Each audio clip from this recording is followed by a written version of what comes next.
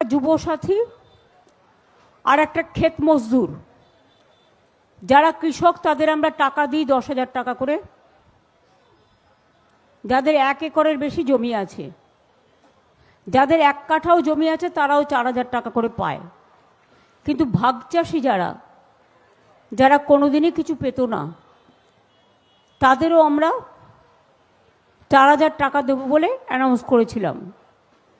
আর যুবসাথী 21 থেকে 40 যারা শুধু পড়াশুনো করেন, স্কলারশিপটাকে আমরা বাদ দিয়েছি, কারণ ওটা তার পড়ার জন্য লাগে, সেটাকে আমরা ধরছি না।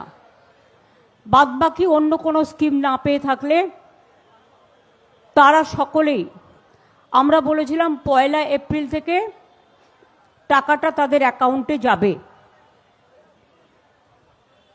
কিন্তু কালকে আন্তর্জাতিক মহিলা দিবস আছে, তার উপহার হিসেবে আমরা 1 এপ্রিলটা একটু চেঞ্জ করে আজ থেকেই তাদের অ্যাকাউন্টে টাকা যাবে।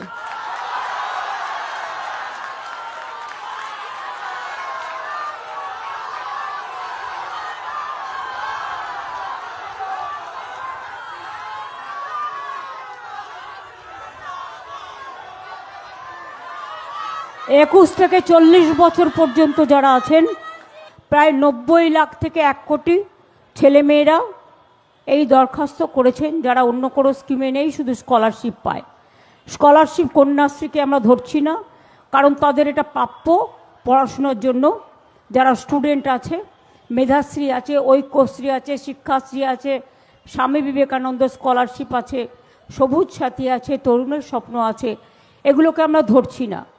এটা হচ্ছে 21 থেকে 40 বছর যারা কোনো চাকরি বাকরি পাননি, আমরা তাদের দিচ্ছি।